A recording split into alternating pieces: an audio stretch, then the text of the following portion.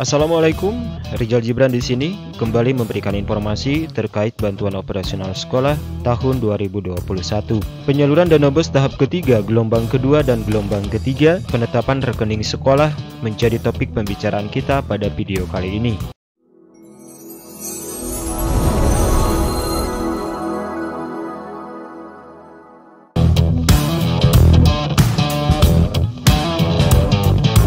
Bapak dan Ibu, para pengelola BOS dimanapun Anda berada, seperti yang kita ketahui bersama bahwa penyaluran dana BOS tahap ketiga untuk tahun 2021 di sebagian daerah itu sudah disalurkan. Namun, ada beberapa daerah yang sampai saat ini belum menerima dana BOS tersebut. Hal tersebut tentu saja terjadi karena ada beberapa hal, mulai dari nomor rekening yang tidak valid, kemudian terkait input realisasi tahap pertama, dan juga cut off dapodik kemarin. Nah, bila saat ini satuan pendidikan yang Bapak Ibu pimpin belum menerima dana BOS, saya rasa bahwa dana BOS untuk tahap ketiga itu akan disalurkan menjadi beberapa gelombang. Tentu saja gelombang pertama kemarin hampir di seluruh wilayah Indonesia sudah mulai disalurkan, namun ada juga di berbagai daerah yang sampai saat ini belum menerima dana BOS tersebut. Sedikit mengevaluasi bagaimana kinerja kita dalam melakukan input laporan. Misalkan karena adanya keterlambatan penyusunan laporan, misalkan input realisasi tahap pertama, kemudian selalu dirubah-rubahnya nomor rekening.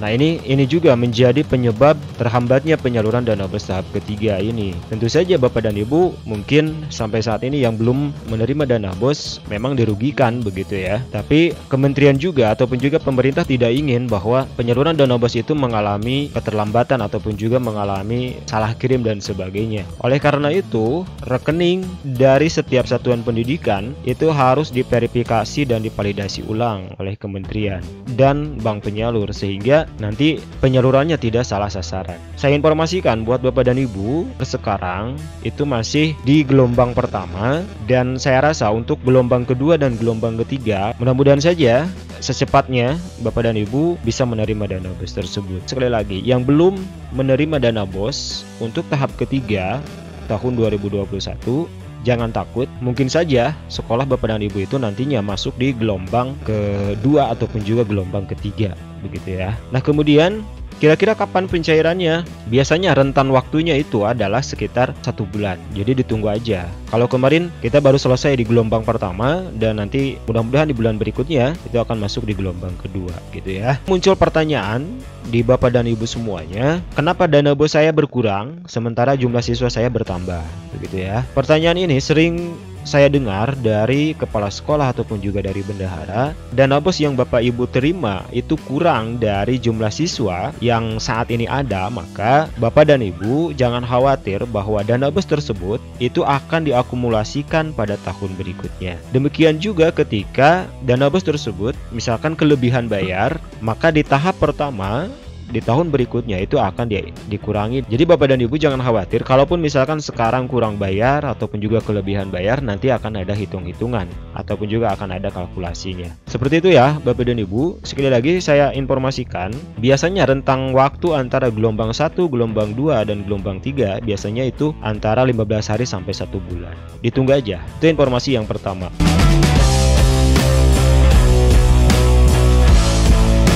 Guna mengatasi permasalahan tidak sinkronnya rekening satuan pendidikan dan keseringannya selalu dirubah-rubah, maka untuk tahun 2022 itu akan diberlakukan rekening sekolah yang standar sebagai upaya untuk meminimalisasi perubahan rekening di tingkat satuan pendidikan dan meminimalisasi retur dalam penyaluran dana BOS. Kalau kemarin kita bebas begitu ya merubah nomor rekening. Nah, untuk tahun 2022 bahwa nomor rekening itu, kalau yang saya tangkap dari hasil sosialisasi kemarin, bahwa untuk tahun 2022 tiap satuan pendidikan itu akan mengajukan nomor rekening ke Dinas Pendidikan. Nah, nantinya Dinas Pendidikan nanti yang akan memberikan database ke kementerian.